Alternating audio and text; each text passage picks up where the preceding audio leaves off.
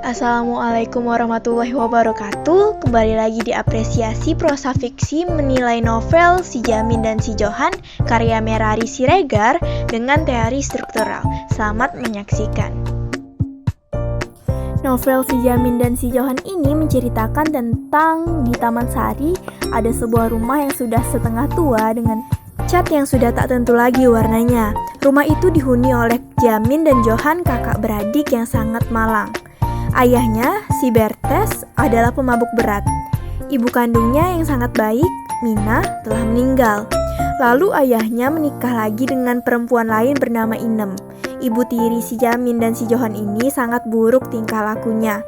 Jika ayahnya tukang mabuk, maka ibu tirinya tukang menghisap candu atau narkoba. Selain itu, Inem juga sering memukuli dan memarahi Johan, apalagi jika hasil mengemisnya tidak sesuai dengan yang diharapkan. Untuk teori struktural, kita akan menganalisis struktur dari novel ini. Yang pertama, struktur lahirnya, yaitu tema. Menceritakan tentang dua bersaudara, yaitu si Jamin dan si Johan, dalam menjalani hidup yang hidupannya begitu nistapa karena diasuh oleh ibu tirinya setelah peninggalan ibu kandungnya. Kisah yang amat sedih tentang anak kecil berusia 9 tahun menjadi budak kecil yang mengemis lantaran perintah ibu tirinya yang jahat. Dalam kutipan, Jamin, bawa kemari uang yang ada di kantongmu semuanya. Ailkas. Sesekali ia tidak mendapatkan uang, maka tendang sepak terjang didapatkannya. Siregar 2004 halaman 9. Alur yang digunakan dalam novel Si Jamin dan Si Johan ini adalah alur maju atau progresif. Hal ini terlihat dari cerita yang berurutan dari mulai ayahnya yaitu Bertes yang menikahi ibu tirinya si Inem, perempuan jahat sekaligus pemadat setelah meninggalnya Mina, ibu kandungnya yang bertanggung jawab. Sampai akhirnya Jamin meninggal akibat tertabrak tram ketika dia hendak mengembalikan cincin milik Kong Sui yang meletakkan cincin dalam baju yang diberikan untuk Jamin. Dan Jamin mengatakan sesuatu pada saat penghembusan nafas terakhirnya. Dia berkata bahwa Johan jangan pulang ke rumah karena Jamin tidak ingin adiknya disiksa oleh perempuan jahat yang tak lain ibu tirinya. Kemudian tokoh dan perwatakan. Tokoh utama itu Jamin, baik hati, penurut, penyabar, rajin, dan jujur. Tetapi apa boleh buat, hatinya tak hendak mengejar pekerjaan serupa itu.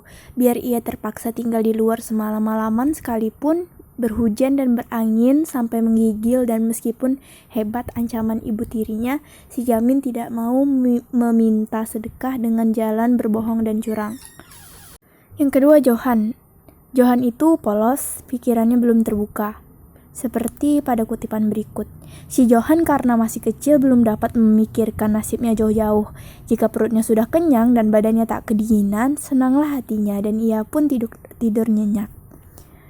Yang ketiga, Bertes, yaitu ayah Jamin dan Johan. Keras kepala, berani, mudah terbawa pergaulan.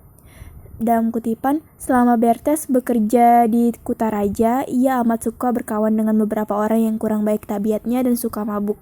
Oleh karena pergaulannya itu, perlahan-lahan Bertes terbawa dalam jurang yang dalam. Kemudian Inem ini jahat, berani, seorang wanita pecandu obat terlarang. Dengan tergopoh-gopoh disangkutkannya kain selendangnya yang basah kuyup itu, lalu berbaring di tempat tidur. Demikianlah caranya menghisap candu. Kemudian Mina ini ibu Johan yang sudah meninggal, yaitu baik hati, ramah, bertanggung jawab. Mina pun tidak melupakan kewajiban mengurus rumah tangga, memelihara anak-anak, dan menghibur suaminya. Lalu Vivi ini adalah istrinya Kong Sui, baik hati. Di dalam kutipan, tanggalkan pakaiannya yang basah itu, saya hendak pergi mengambil pakaian yang kering. Baju anak kita masih ada yang saya simpan. Barangkali baik sebagai pengganti kain baju anak yang sudah compang-camping itu. Dan Kong Sui ini suaminya Vi, baik hati dan mudah dihasut. Dalam kutipan, ia bimbang mendengarkan cerita yang baru didengarnya itu. Sekalian perkataan orang itu benarkannya, tetapi cerita si Jamin yang tadi pagi tentu tidak bohong. Demikian pikirannya dalam hati. Dan yang terakhir itu Mina. Mina ini adalah seorang pembantu. Dalam kutipan, Babu Minah yang kebetulan datang pada waktu itu disuruhnya menghidupkan api. Kemudian latar ini ada latar tempat dan latar waktu. Untuk latar tempat yang pertama itu rumah. Di Taman Sari ada sebuah rumah setengah tua berdinding papan, beratap genting. Bila diperhatikan dinding rumah itu catnya tidak tentu warnanya lagi dan halamannya yang sangat kotor. Keadaan di dalam rumah itu sangat sederhana. Yang kedua, Pasar Senen. Pada sisi jalan tram di Pasar Senen ada sebuah rumah. Di depannya tergantung sebilah papan yang bertuliskan rumah obat dan juga rumah sakit. Nyonya V tak tahu bau obat apa yang berbau itu. Tetapi kepada pegawai-pegawai rumah sakit, bau itu adalah suatu tanda bahwa si sakit dalam penderitaan hebat. Kemudian latar waktu. Yang pertama pukul 12.30 malam, yang kedua 29 hari bulan Mei tahun 1986, yang ketiga hari sudah siang dengan langkah panjang-panjang ia berjalan, yang keempat matahari makin lama makin jauh bersembunyi di sebelah barat atau bertanda senja.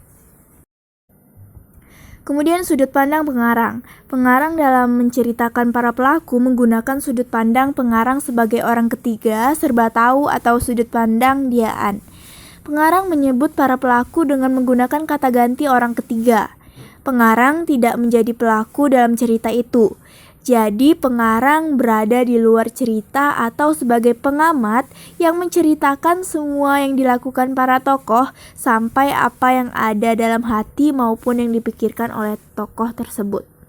Kemudian gaya bahasa, pengarang menggunakan bahasa yang tidak baku supaya masyarakat umum, khususnya para remaja, mudah mengerti dari isi novel ini dan mudah untuk dipahami.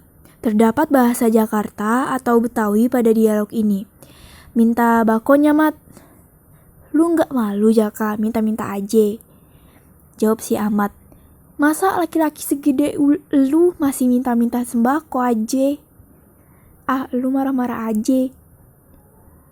Baru kali ini gue minta rokok udah ngomel, saud si Jaka. Kemudian Majas. Majas yang ada dalam novel si Jamin dan si Johan ini yang pertama personifikasi. Suatu hari ketika malam hendak masuk ke peraduannya, hawa panas bertukar menjadi hawa sejuk dan angin lemah lembut bertiup sepoi-sepoi. Kemudian personifikasi juga yaitu pada kutipan, pohon-pohon kenari yang besar-besar dan tinggi kanan kiri jalan menggerakkan ranting dan daun-daunnya. Kemudian majas hiperbola. Dan tiap-tiap kali ia membentak, anak itu dipukul dengan ditendangnya, sehingga jatuh terguling-guling ke lantai. Kemudian majas repetisi, yaitu sekali lagi didengarkan baik-baik. Benarkah perempuan jahat dan bengis itu telah keluar? Dan kemudian majas hiperbola, hancur luluh hatinya, memikirkan nasibnya dua beradik. Yang terakhir adalah amanat. Amanatnya, persaudaraan yang saling mengasihi adalah hal yang indah dan perlu jaga. Hal inilah yang patut kita tiru. Jalani hidup sesuai dengan yang Allah perintahkan dan apabila kita melakukan salah, sebaiknya segera bertaubat karena perbuatan yang tulus akan diterima oleh Allah Subhanahu wa taala. Bersyukurlah kita yang tidur dalam kasur yang hangat dan memakai baju bagus dan baru, dan bersyukurlah kita dengan apa yang kita dapatkan. Karena masih banyak orang yang kurang beruntung dari kita. Berterima kasih kepada Allah atas segala nikmatnya. Kita sebagai pembaca sudah mengerti dengan maksud cerita tersebut. Misalnya kita harus tetap mengingat Tuhan yang Maha Kuasa dalam keadaan apapun, termasuk dalam keadaan susah hati sekalipun. Setiap malam, jika ia hendak tidur, mendoalah ia dahulu. Mudah-mudahan Allah melindungi dia dua beradik. Itu adalah kutipan dari novel si Jamin dan si Johan. Bertaubatlah sebelum terlambat karena dengan bertaubat niscaya Tuhan akan menunjukkan jalan yang benar. Dalam cerita ini, si Bertes yang pemabuk itu merasa menyesal ketika tahu bahwa dirinya telah jauh terlampau ke dalam lembah nista. Dan ia menyadari bahwa kesalahannya itu yang menyebabkan istrinya meninggal dan menyebabkan kedua anaknya itu menjadi menderita. Maka ia memutuskan untuk bertaubat. Jika saya menjadi tokoh utama yaitu Jamin, saya mungkin akan bertindak sama karena jika saya kabur bersama adik saya, maka kami akan terlantar di jalan karena kami masih kecil. Tetapi, mungkin itu salah satu jalan terbaik dan saya akan mencoba bekerja yang sebisa saya untuk menafkahi kami berdua. Terima kasih, itulah menilai novel Si Jamin dan Si Johan karya Merah Siregar.